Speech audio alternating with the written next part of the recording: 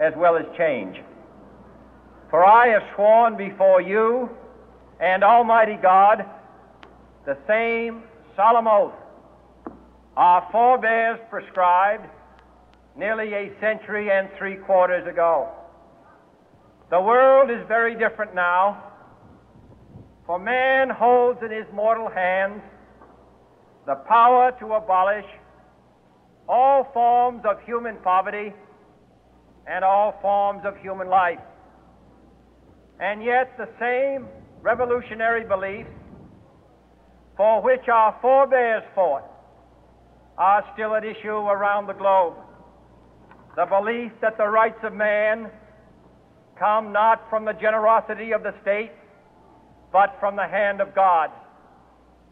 We dare not forget today that we are the heirs of that first revolution.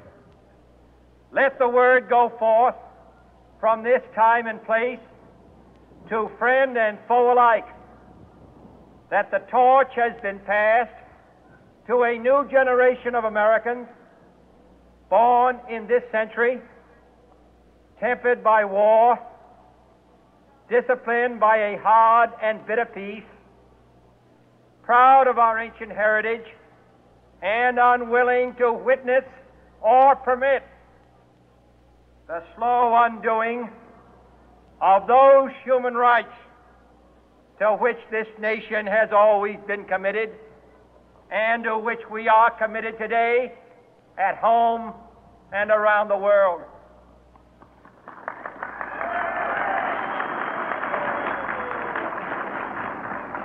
Let every nation know, whether it wishes us well or ill, that we shall pay any price, bear any burden, meet any hardship, support any friend, oppose any foe to assure the survival and the success of liberty.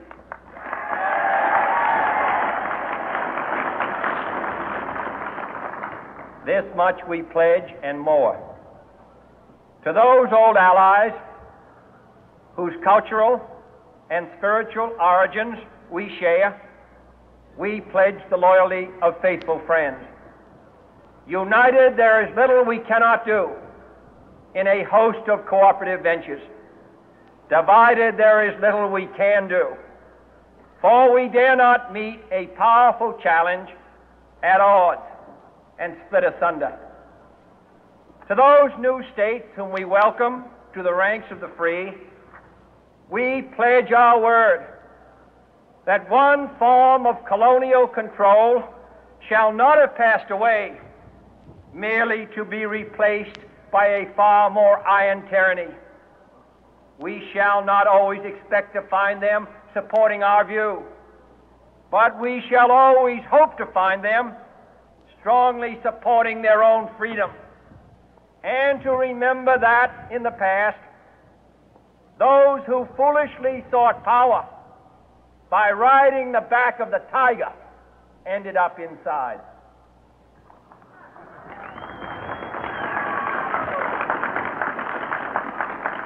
To those people in the huts and villages of half the globe struggling to break the bonds of mass misery, we pledge our best efforts to help them help themselves for whatever period is required, not because the communists may be doing it, not because we seek their votes, but because it is right.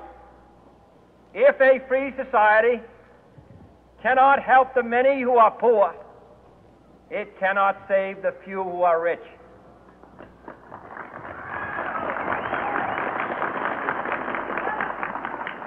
To our sister republics south of our border, we offer a special pledge to convert our good words into good deeds, in a new alliance for progress, to assist free men and free governments in casting off the chains of poverty. But this peaceful revolution of hope cannot become the prey of hostile powers. Let all our neighbors know that we shall join with them to oppose aggression or subversion anywhere in the Americas.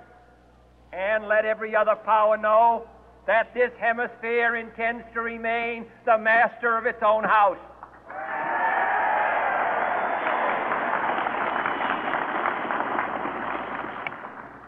To that World Assembly of Sovereign States, the United Nations, our last best hope, in an age where the instruments of war have far outpaced the instruments of peace, we renew our pledge of support to prevent it from becoming merely a forum for invective, to strengthen its shield of the new and the weak, and to enlarge the area in which its writ may run. Finally, to those nations who would make themselves our adversary, we offer not a pledge, but a request that both sides